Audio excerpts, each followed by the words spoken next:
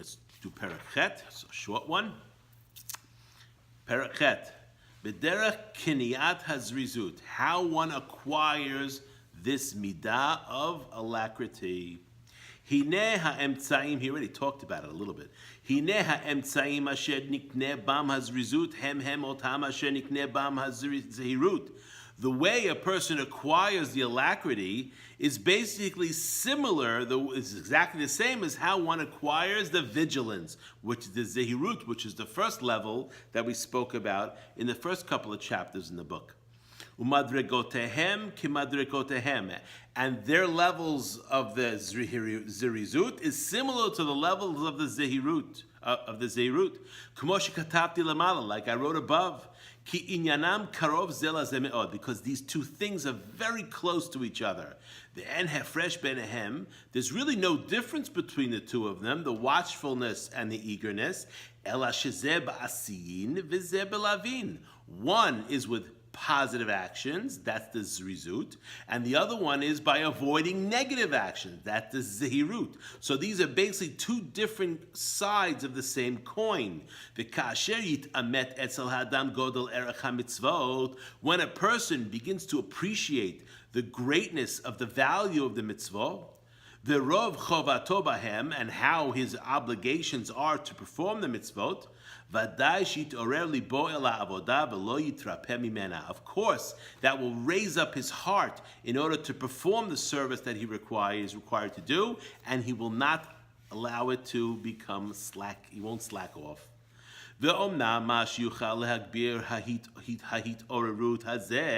What we can do to raise up, to turn up the volume, shall we say, of this midah, the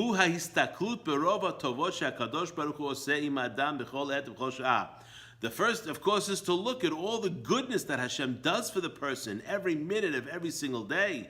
And the miracles and tremendous things that Hashem does for the person from the time he is born until the time the person leaves the world on the last day. The more a person looks to see what all the things that Hashem is doing for him, he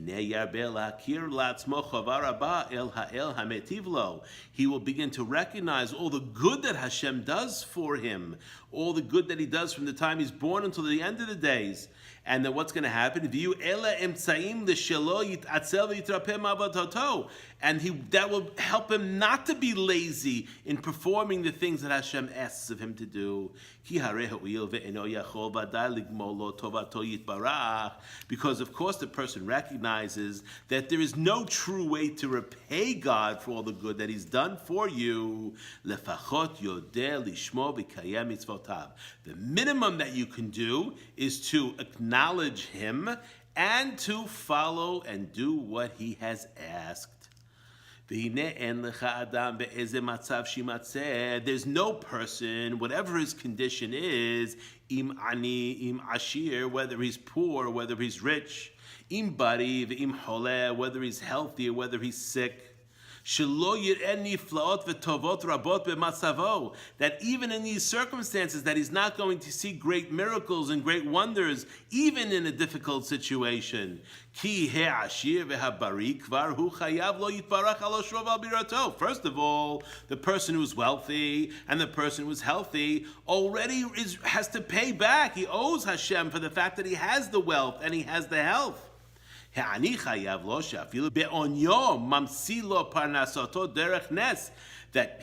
he also has to appreciate the fact that even though he's poor, whatever parnasa he's able to make is coming to him by way of a miracle. Derech nesu pele, and Hashem doesn't allow him to die in hunger, which means even though he may not be making a very good living, at least he's making some living, and he has to be thankful for whatever he's receiving. And the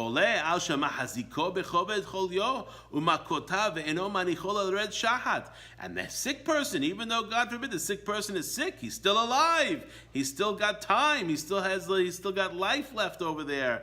He's not. Maybe God forbid the sickness is not getting worse. V'chen kol chiyoseh bazeh, and all these types of things. Ad she'en lecha adam shelo yakir atzmo chayav lebaro. It's hard, you cannot find any person that can't recognize that how much he is indebted to his creator. I mean, even if the person is sick, what about when he was healthy? I mean, he doesn't bring that up over here, but how can it be unless the person, God forbid, gets sick when he's 70 or 80 years old? Well, what about for the first 7 years of his life? He didn't have any sicknesses. When he looks to these goodness that Hashem does for him, that he receives from God, of course, that will awaken inside the person the desire to have eagerness into performance of God's requests, like I had written earlier. And of course, even if he looks at it deeper and he sees anything that is good, anything is coming from Hashem.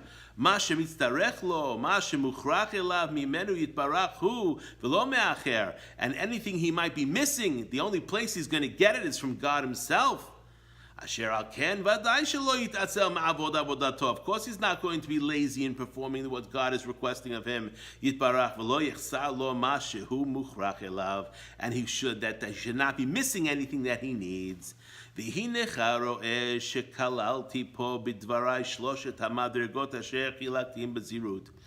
you see that over here, I included in this situation here the 3 levels that we discussed previously in the Zehirut, in the previous presentation that he did regarding the watchfulness.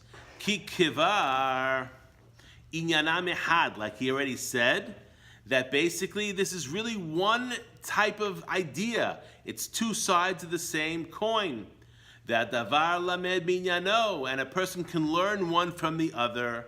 Shelishlemeh hadat tiyeh ha'ara mitzad hachova u'mitzad erech ha'maasim v'chashivutam.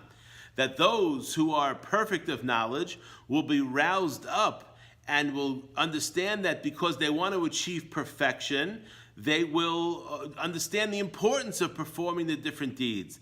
La pichutim mehem, for those who are less, mitzad ha'olam haba u'chvodo, from the side of the world to come and his honor that he wants to be caring about in the world to come. That it shouldn't be that the person shouldn't be embarrassed when he gets to the Olam Haba and he doesn't have achieved the level that he was able to achieve. That he sees the level that he could have achieved, and of course he didn't get it. And as far as the regular people is concerned, what he did over here, this may be in a chapter that we didn't do together. It might have been when I did it before we started the class. He divided the people of the world into 3 different levels, 3 different motivating factors for why people do mitzvot. Obviously, there's people who don't do mitzvot. That's not what we're talking about. So there's a low level, which he presents it in the order of a high level, mid-level, and low level. Let's start with the high level. We'll start with the high level like he does. The highest level are people who want to achieve perfection, which means they understand, like we talked about on Shabbat, that God is perfect. And the way one gets close to God is to emulate God, like we talked about in the parasha.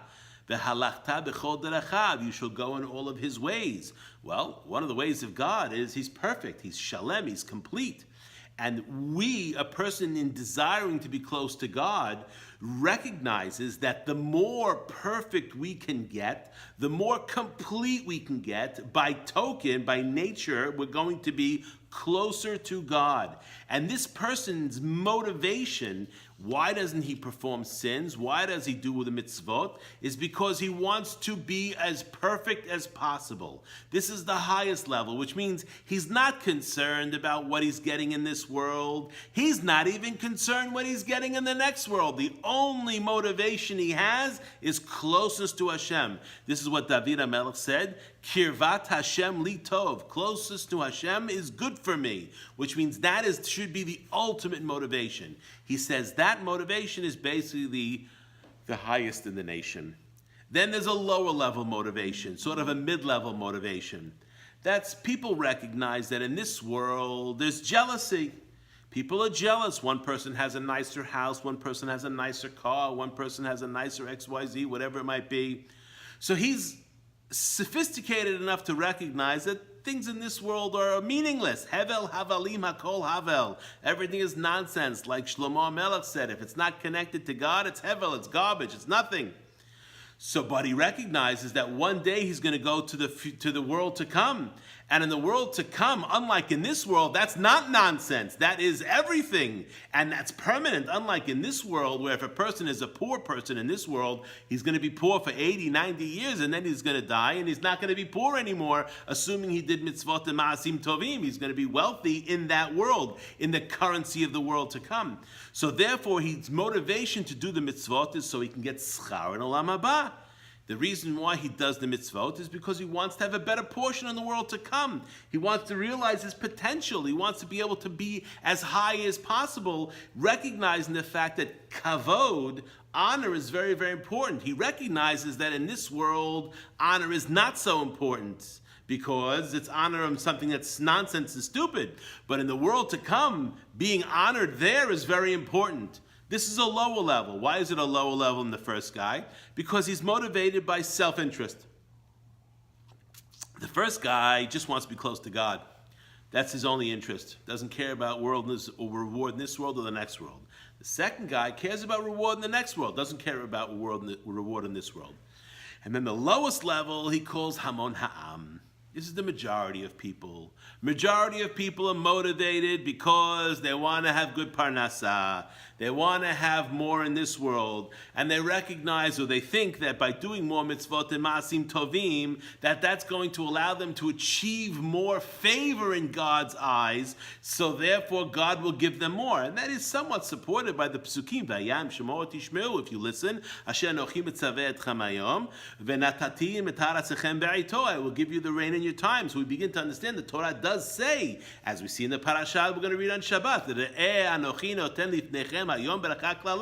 I'm going to give you a choice. What's the bracha? You follow the mitzvot. The klala, you don't follow the mitzvot. If you follow the mitzvot, this is what's going to happen. If you don't follow the mitzvot, this is what's going to happen. So the Torah leans itself to think that person gets reward in olam hazeh for the mitzvot. And while that is true, it's not true for the reason the person thinks. It's not that God is giving reward for mitzvot in this world, because the Talmud says, "Schar b'mitzvot ba'olam hazeh leka." There is no reward in this world for mitzvot, because the amount of currency you would have to be paid to perform one mitzvah is all the money in the world.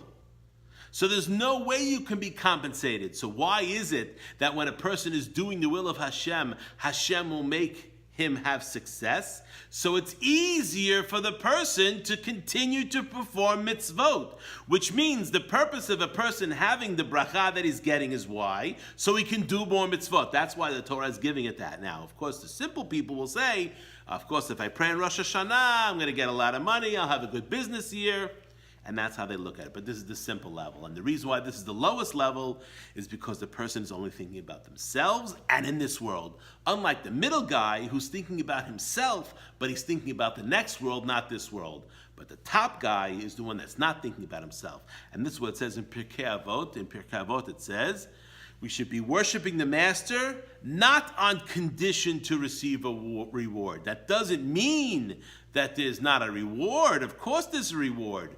But your worship should not be conditional on receiving reward. And simple, if you want to say what we said earlier today, on Shabbat, that you should go in the ways of Hashem. Hashem has unconditional love for you. It's not conditional. He loves you. Even when he's punishing you, he loves you. He's not punishing you out of anger, he's punishing you out of love. So even if things are not going well, it's still the love of Hashem he has for us, because he wants us to change our ways. He wants us to do better. That love Hashem has is unconditional. It's like the love of a parent to a child. That love is unconditional. The children can treat the parent like garbage. The parent will still come back for more, unfortunately, sometimes. Sometimes it's better not to treat them like that, because the only way they stop behaving is when they don't get everything, they don't get that attention. But parents always have this unconditional love for their children. That's how God has for us. Well, if we have to emulate God, what does that mean? then we should have unconditional love for God, which means we shouldn't be there with a scorecard. Okay, I put on tefillin today. Now I'm going to have a successful business day. Okay, I woke up for davening. Now I'm going to have a good biz parnasah today. No, that's not the right way to worship Hashem. Any questions?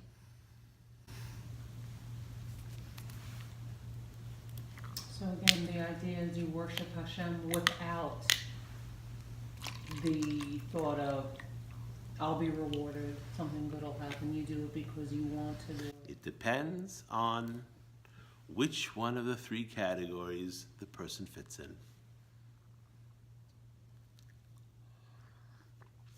All three categories are people who are performing the mitzvot. The difference is the motivation. Is the schar different for each one? As far as the top guy is concerned, the schar is not it's immaterial. What is the schar of performing a mitzvah? Being close to God. That is enough. If we understand that closeness to God, remember what he said at the beginning of the book, what is man's purpose for being created? To become close to God. If that is the purpose for your creation, that is the greatest reward that you can receive. When you are performing. That's right. That's right. And a person will have a reward in the world to come. Even the low guy who does the mitzvot and he goes and he learns twice a day and he goes and he puts on the tefillin and the tzitzit and he doesn't cheat in business. Even the low guy, he doesn't do that because he does that because he wants to have a good year. He's going to get reward in Olam Haba. There's no question about that. He's performing the mitzvot. There's no question about it. If you just remember the introduction, man's duty in the world. This is how he started the book. A man's duty in the world is to get close to God. Well, then that should be the only motivating. What else does a person need? What else is important to you? Even schar olam haba. Why is that important to you? Well, it should be important to you to be close to God. Again, all three of them are good people. They're all doing the mitzvot, but their motivation is different. Clearly, the top category is going to have a close relationship with God. And since that's the ultimate reward, we can say that that person's getting rewarded more. Even right. So all these three are positive reinforcement. The difference is, what is the reinforcement? How true is what is the give it? What's the gift? Mm-hmm. How true is it? The first guy, the third guy, the lowest guy, yes. Receiving the reward in the world, in this world, is very important to be able to successful. So you can have Shabbat, you can perform mitzvot. The person has to have parnasah in order to do these kind of things. So it facilitates the performance of the mitzvot. So that's a great thing. The second guy, listen, Olam Haba is an important thing. To have a reward in Olam Haba is a big thing. But the highest guy, the only thing he cares about is closeness to God. And that's why he calls them, what does he call? Shlemei Hadat, which means the people who are shalem in their knowledge, which means, and why dat? Why does he use the word shlemei dat? Why dat? Why not shlemei chokhmah? Why not shlemei binah? Why shlemei hadat? What is dat? Remember I told you an old trick? If you want to see a deeper meaning for a word in the Torah, look at the first time it appears. Where is the first time we see the shoresh, the root of the word da'at? Oh, the da? Vayeda Adam et Hava ishto. What does it mean? He knew her. He had relations with her, which is an intimate connection. The most intimate connection that can exist in this world between two human beings that is kosher and sanctioned by the Torah. This is the word in Hebrew for relations. It's called da'at. So we see da'at represents an intimacy. So shlemei hadat are people who have the most intimate relationship with God. The other ones have a relationship with God, but it's not as intimate. Baruch Adonai Olam, Amen ve'amen.